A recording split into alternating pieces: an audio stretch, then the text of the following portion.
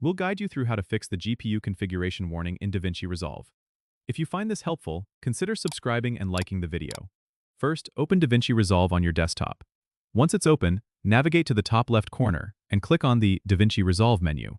From there, select Preferences, which will open a new window with several tabs. You need to click on the System tab. Under the System tab, you'll find an option for Memory and GPU. Click on that, and you should see a section labeled GPU Configuration.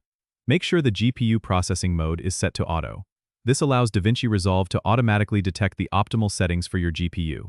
If it's not set to Auto, click the drop-down and select it. Below that, you'll see an option for GPU Selection. Ensure that the checkbox next to your primary GPU is checked. If you have multiple GPUs and are unsure which one to use, typically you should select the one with the highest performance. After making these adjustments, click Save in the bottom right corner to apply the changes. To ensure everything is working correctly, restart DaVinci Resolve. This should resolve the GPU configuration warning and optimize your performance. If the issue persists, it might be worth checking if your GPU drivers are up to date, as outdated drivers can sometimes cause configuration errors. Don't forget to subscribe and comment if this helped you out.